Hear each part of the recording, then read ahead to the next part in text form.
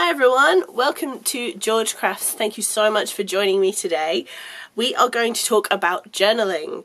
I'm really excited to talk about this because it is something that I really enjoy and I am fairly new to, and it'll be really cool if we can all learn together. So I want to talk to you about art journaling or mixed media journaling above everything. So this is something that I tried a while back and it didn't really go as I wanted it to. So I'll show you my first attempt at art journaling.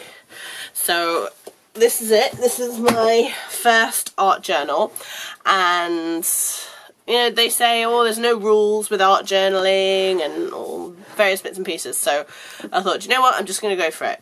So I started off, these were sort of colour schemes that I liked, that I thought worked well together.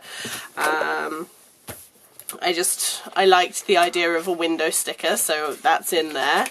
I like the style of the illustration on these postcards. Some, you know, botanicals were quite on trend, they still are.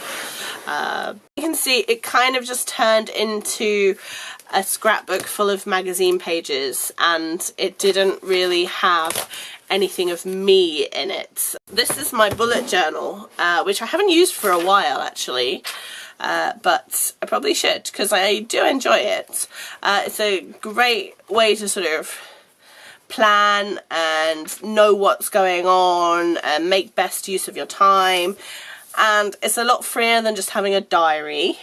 This is the kind of layout that I liked to use. This is sort of the week beginning, a little small calendar on the side, just so I know sort of the dates that are coming up and if there's anything important. So say somebody's birthday or something, I might put a circle so I know that that's coming up.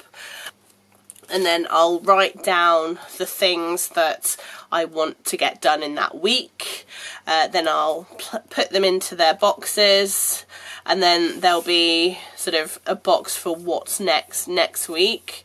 And I usually sort of like to do a bit of a theme about, so this is all about light. So I've got fairy lights, stars, light bulbs, candles, lamps. So that was what that was about. So yeah, that's the bullet journal. So it's got a little bit more of me in it, but it's still very structured and it's more about planning than creativity. This is my current art journal. You will notice it's a bit smaller than the first attempt.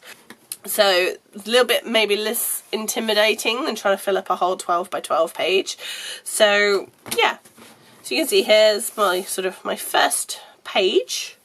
So I wanted to keep it fairly simple.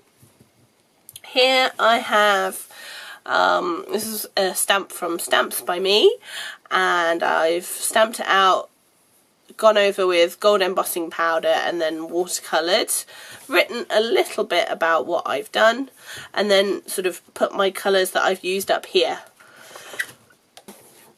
You know, sort of all over the place. So this page is upside down, and this page got drawing on. This is a flower press that I've made. Ideas, things that I want to achieve, trying to plan out this week, planning out some art journaling posts, and this is one of my favourite pages. I took one of my stamps. This one is from the Thirsty Brush, if anybody wants to buy it. I stamped it out a couple of different ways, so clear embossing powder, gold embossing powder, permanent ink pad, felt tip pen. Just experimented with all the different ways that I could use that one stamp. It was a lot of fun actually. So I started out sort of maybe with a couple of ideas of what I could do. So I did those, and then as I'm doing them I'm getting more and more ideas about how I want to do things. And then I just sort of written little notes about what I've done for each one. So it just serves as a little bit of a reminder. So for me, art journaling is kind of a place to experiment with different techniques. Maybe it can be for planning, maybe it can be for mindfulness. It can be for whatever you want it to be. It doesn't have to have rules. You don't have to do the same thing every week. So I hope you will give it a go. I just want to show you this before the end. This is a little project I have designed for you. It's to make your own mixed media journal. So if you want to find out how to make one of these, all you got to do is watch the video, and I will link it below. But this has got pages from all different types of paper.